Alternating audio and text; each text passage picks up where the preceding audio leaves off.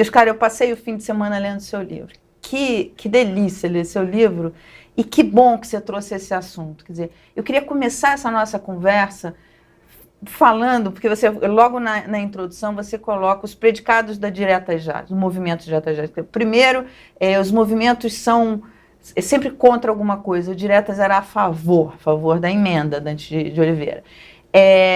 Depois você fala da união que se formou nesse país em prol da democracia. E aí, Oscar, lendo o seu livro, a gente vai sentindo uma saudade de nomes da direita e da esquerda, mas que eram grandes políticos, né? Eu fiquei imaginando o Antônio Carlos Magalhães vendo o Nicolas Ferreira, aquela peruca, com aquele discurso homofóbico. Quer dizer, essa turma deve estar se revirando no túmulo, sabe?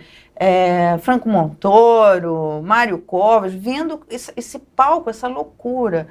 O que muda? Por que houve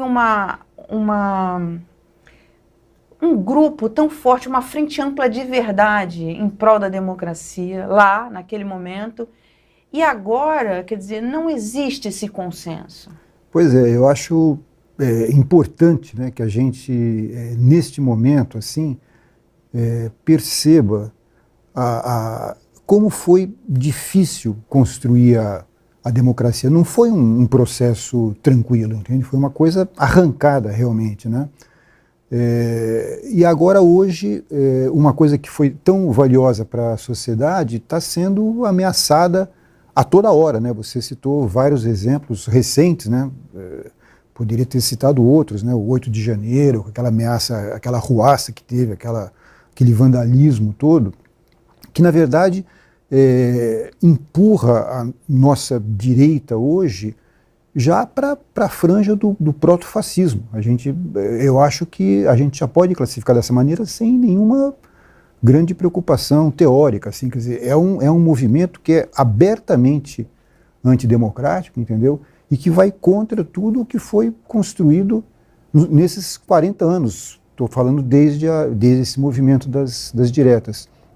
Então é uma situação complicada e acho que é interessante a gente refletir sobre o que foi as diretas para ver o que a gente pode fazer hoje em relação, assim, em defesa dessa democracia. Naquela época, talvez fosse mais fácil, porque a ditadura estava instaurada. Então, na verdade, embora fosse um movimento a favor de alguma coisa, era também contra a ditadura, né? Então isso era muito forte. E a ditadura estava já nos seus estertores, quer dizer, estava acabando, já tinha tido anistia, já tinha tido eleição para os governadores, né? No ano anterior, 82, foi a primeira eleição. Então havia já um movimento de que aquela ditadura estava mais ou menos com os dias contados. Agora, isso poderia acabar de várias maneiras, entendeu? E daí que eu acho que é a importância das diretas, porque levou as pessoas para as ruas, né? Houve uma pressão muito grande da sociedade e talvez isso tenha inviabilizado retrocessos, porque a abertura política, como se falava, não era uma coisa contínua, assim, que ia abrindo aos poucos. Lá e aqui era um movimento que voltava, tinha retrocessos, entendeu? Em vários momentos, de 74 em diante, vários momentos de avanços e recuos. Entendeu? Mesmo depois, na redemocratização, você tem vários momentos em que setores radicais do Exército, principalmente, tentaram fazer um retrocesso, quer dizer, com golpes. A gente teve Rio Centro, enfim, vários outros episódios, inclusive envolvendo o ex-presidente. Exatamente, quer dizer, teve muita coisa, né? Porque a gente tem que entender o seguinte, quer dizer, o governo, no caso dos militares, não era uma força monolítica. Você tinha uma ala, que eu acho que era até majoritária, que era a favor de uma abertura no sentido de redemocratizar, que era capitaneado pelo presidente Geisel, que começou esse processo, com o seu auxiliar, o general Goberi e tal, mas tinha uma outra ala, a chamada ala dura, que queria, na verdade, voltar à ditadura ainda mais, com mais força ainda, entendeu? Então essas duas alas disputavam o poder. E aí, quando você entra com as diretas e essa grande mobilização que houve, isso foi um elemento que assim, praticamente inviabilizou uma possibilidade de retrocesso naquela altura. Quer dizer, aí ia ser uma guerra civil, se você no meio daquela milhões de pessoas na rua, você provocasse um retrocesso. Então, houve uma grande concertação em que a pressão veio de cima para baixo, de cima porque eu digo os governadores de oposição, né, Montoro, Brizola e outros, e o Tancredo, estavam pressionando para que isso acontecesse, mas veio também de baixo para cima, a partir da sociedade, de sindicatos, de estudantes, entende? Então, lendo seu livro, lembrei, você me fez lembrar do Teotônio Vilela. E aí é interessante porque nas minhas memórias, o Teotônio Vilela estava sempre ligado ao movimento. Então, mas, cara, ele era um cara da arena, né? Eu lendo aqui e falei, puta, esse cara era da arena, é verdade. É uma figura que teve uma trajetória maravilhosa, assim, né? Ele partiu realmente, né, um político conservador da elite nordestina, ligado a negócios agrários e tal, que de repente muda totalmente de lado, e não só muda de lado, como na oposição ele é uma voz ainda mais radical do que as pessoas que já estavam na oposição. Ele empurra a coisa realmente para um nível que... E aí tem aquela coincidência, né? Ele morre exatamente no dia do primeiro grande comício, não era ainda os mega comícios, mas aquele do Pacaembu, que foi em 27 de novembro de 83, ele morre nesse dia. E aí a figura dele, que já estava ligada às diretas, ele fica sendo o patrono, a imagem dele, quer dizer, acompanha toda a campanha, através de bonecos infláveis que colocavam, tal, mas a imagem mesmo dele, e também através da música, né, do Milton, né, cantada pela Fafá de Belém, que enchia os comícios, né, ela cantando no palanque, o Menestrel das Alagoas.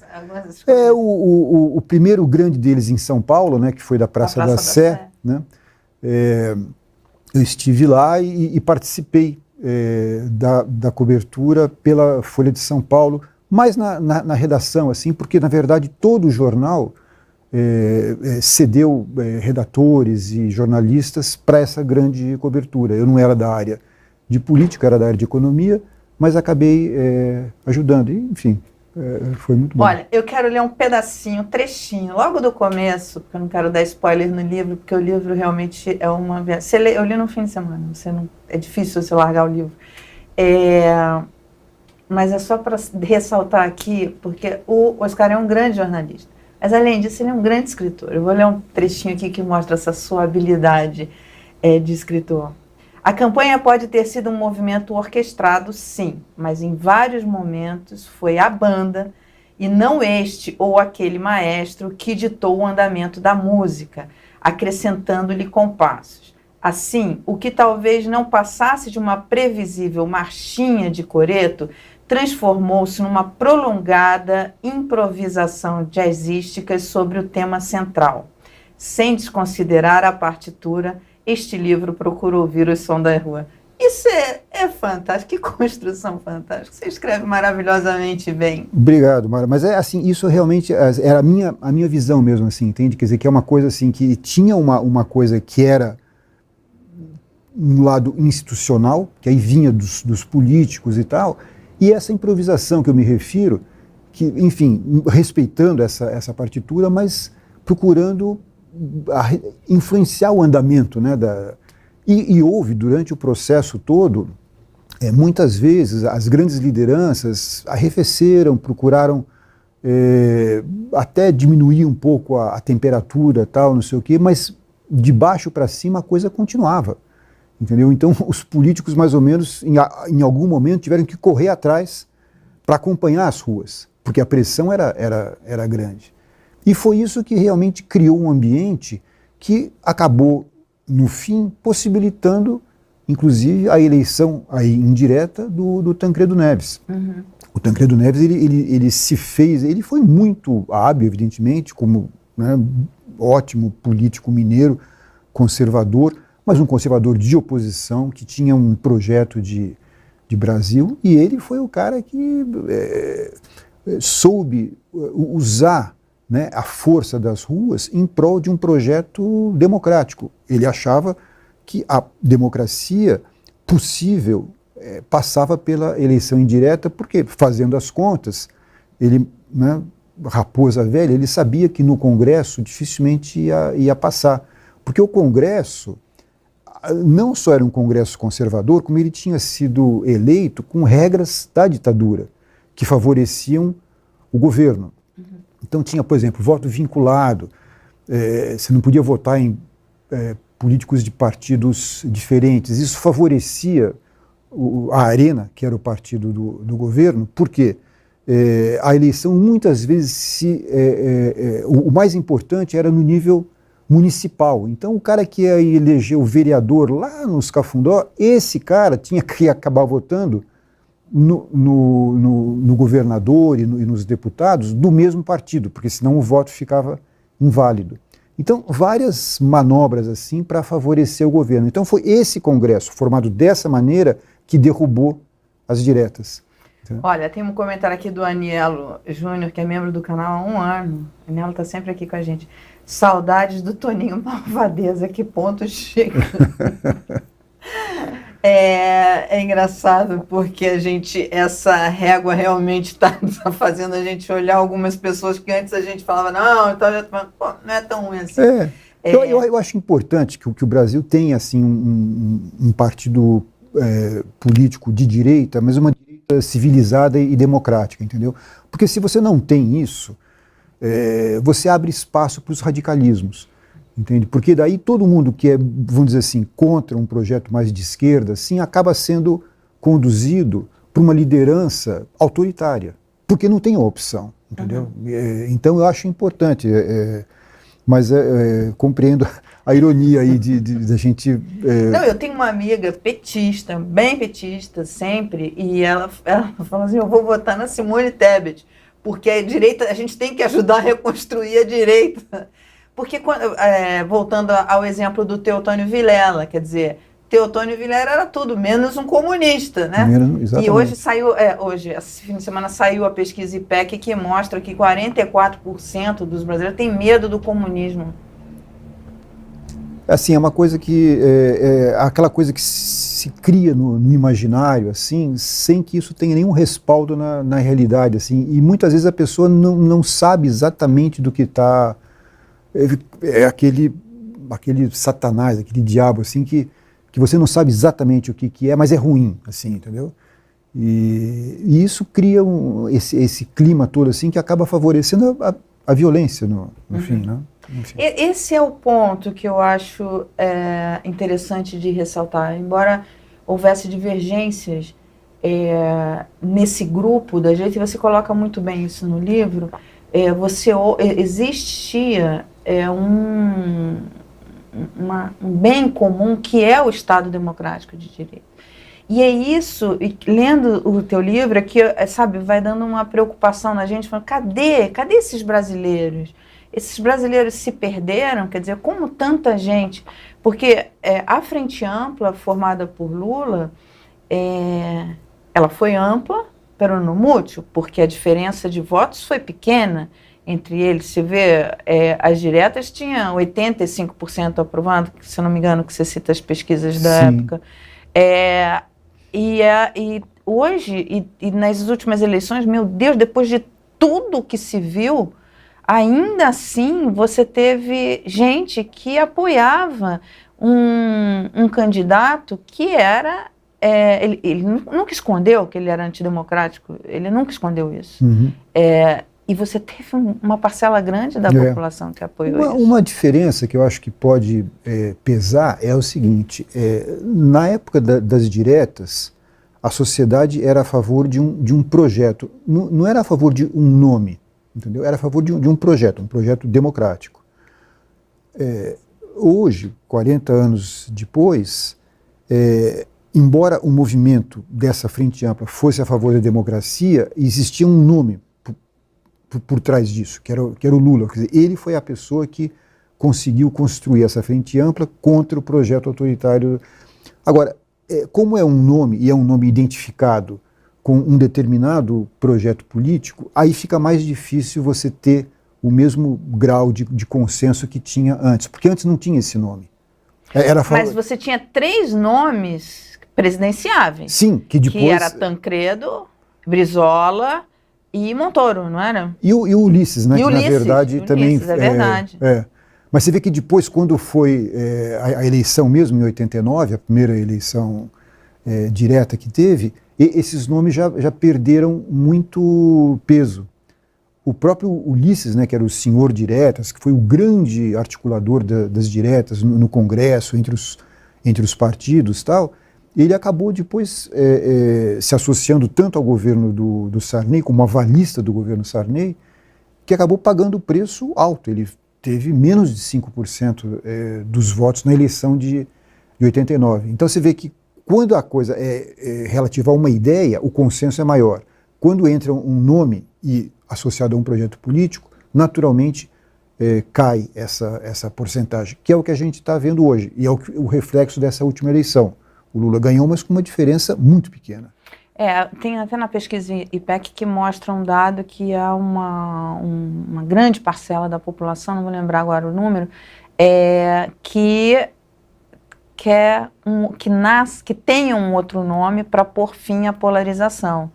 E no final de semana eu li alguns analistas e tal que dizem o seguinte, que a inelegibilidade de Bolsonaro preocupa seus apoiadores e também o próprio PT. Porque o próprio PT, alguns nomes do PT, porque seria mais fácil unir ali uma frente contra Bolsonaro do que se surgisse um outro nome. Você acha possível surgir um outro nome? Eu acho, assim, nesse campo, eu acho que, assim, no momento não está dado isso, entendeu?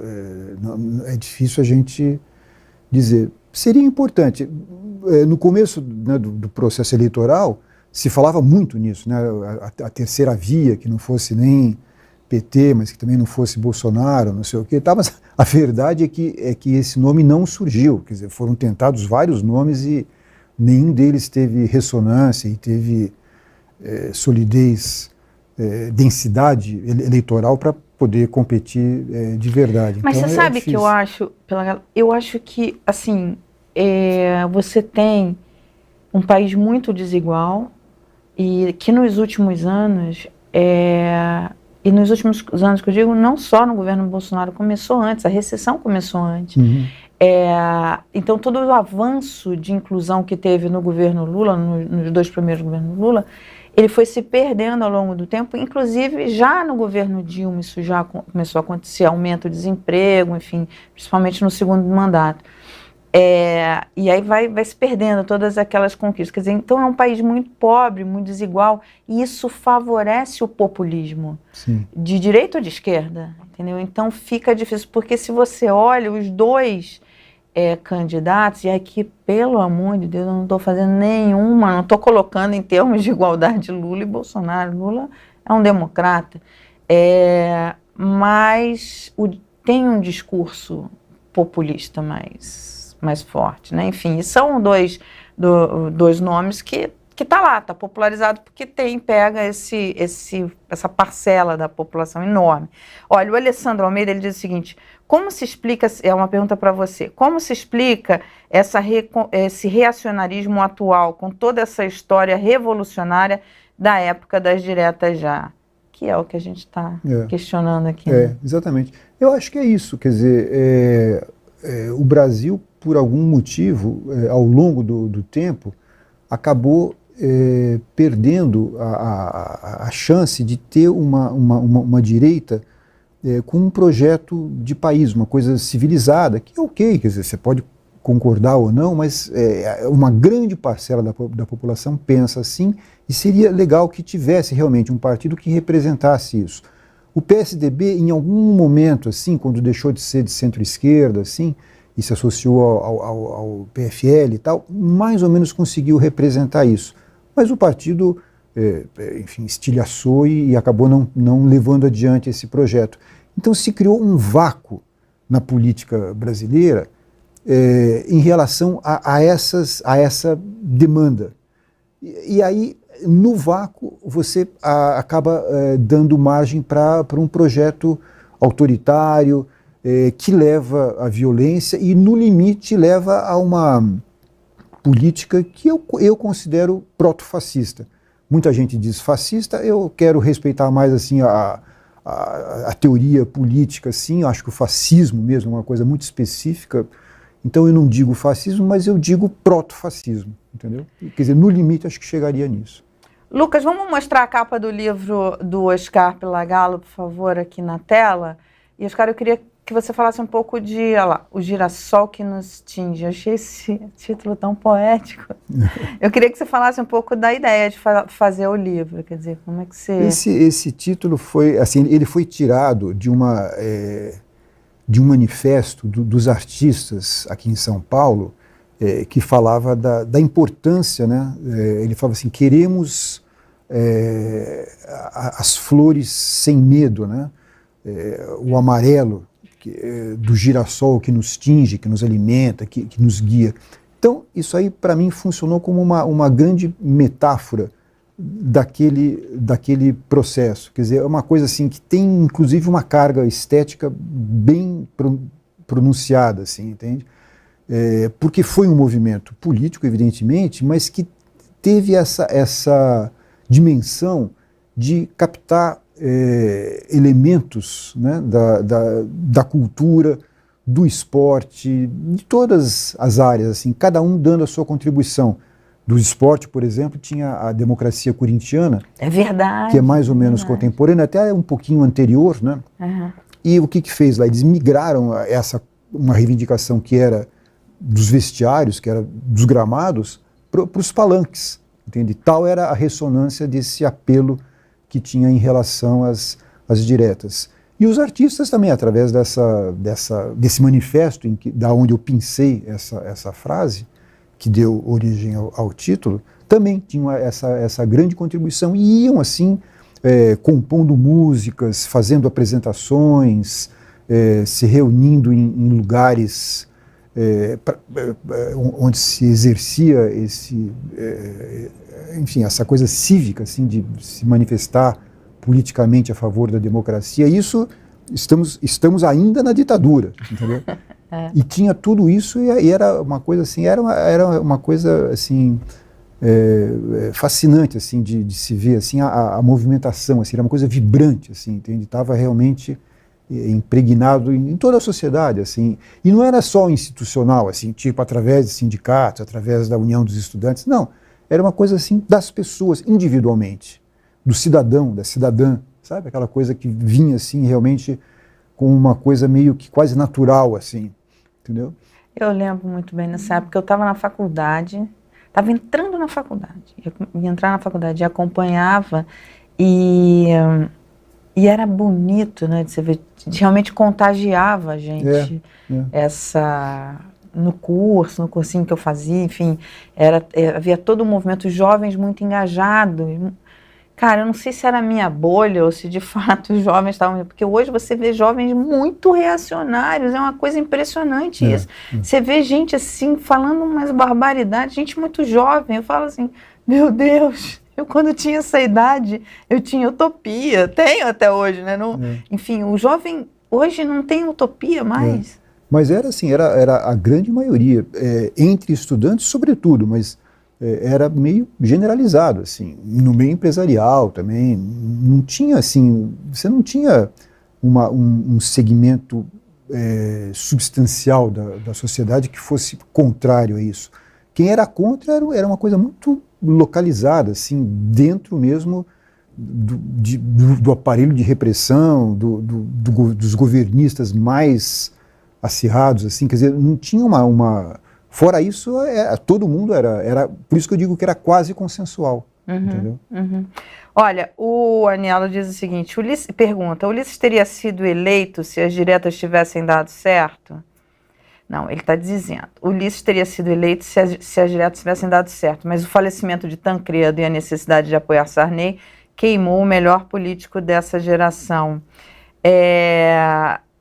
Você acha que o Ulisses teria sido eleito? Sim, ele era o grande nome, né? Senhor Diretas. Né? Era o Senhor Diretas, e ele era reconhecido, né, pela sociedade como o grande articulador dessa manifestação popular. E ele era totalmente a favor do movimento. Digo totalmente porque outros que também eram a favor não eram totalmente. O próprio Tancredo, né, ele sempre muito astucioso, assim, ele, na verdade, fazia um jogo duplo, assim, né? Quer dizer, ele se dizia favorável às diretas, promoveu comícios lá em Minas Gerais e tal, mas, ao mesmo tempo, ele sabia que o caminho mais provável e melhor para ele próprio seria o da eleição indireta. Ele não era tão popular quanto Ulisses. Então, provavelmente, se tivesse passado o projeto a emenda, provavelmente o Ulisses teria concorrido com grande chance naquela altura. Porque naquela altura não tinha outro candidato tão forte. O Lula, por exemplo, que brilhou nos palanques, tal, foi a grande figura, um dos mais aplaudidos, tal, mas ele ainda estava começando como político, ele era muito conhecido como sindicalista, tal, mas o PT tinha pouco tempo de vida ainda. Ele tinha disputado apenas o governo de São Paulo, tinha ficado em 4º lugar, ou seja, não tinha essa projeção que depois ele veio a ter logo em seguida. Em 89 ele acabou indo para 2º turno contra o Collor. Perdeu, mas enfim, aí já era um nome nacional. Mas naquele momento, eu acho que o Ulisses provavelmente teria sido. Agora, quando ele se refere também ao Sarney e tal, aí é aquela coisa, é a traição do destino, não tem muito o que fazer. Quer dizer, morreu o Tancredo, e aí a única possibilidade institucional é você seguir o que diz a Constituição válida no momento, assume o vice. Entendeu? E esse episódio, Tancredo ainda no hospital, né, se eu não me engano, estava já ali nas últimas, e Ulisses e Leônidas conversaram e, enfim, havia ali uma certa dúvida, e Ulisses, isso eu acho incrível no doutor Ulisses, ele manteve Sarney como presidente. Porque o Sarney... Ele poderia falar não, né, tinha uma brecha para dizer não. Ele, pessoalmente, ele era muito mais, tinha muito mais representatividade, era muito mais legítimo do que o Sarney. Mas, institucionalmente, quem deveria assumir seria o Sarney. Ele era o vice. E aí, assim, quando Mas havia uma brecha, porque a Helena não tinha... O Tancredo não chegou a tomar posse, não foi? Não tinha uma discussão dessa? Teve uma discussão dessa, e aí logo, assim, quando se soube, né, que o Tancredo estava doente, que não poderia tomar posse, o Ulisses foi falar para o Sarney, que estava em dúvida, assuma ou não assuma, ele falou, vai lá e assume. Então foi uma coisa... E aí, desde esse momento, ele teve um papel de avalista. Ele foi o primeiro-ministro do Sarney. Se o Sarney tivesse feito um bom governo, muito provavelmente o Ulisses, na sequência, teria sido eleito. Mas a verdade é que o governo do Sarney foi desastroso do ponto de vista econômico, né? Teve vários planos, o Cruzado, que, enfim, começou bem, mas não tinha sustentação e logo derreteu, e outros depois feitos na sequência. Então a crise econômica foi muito forte e respingou no Ulisses.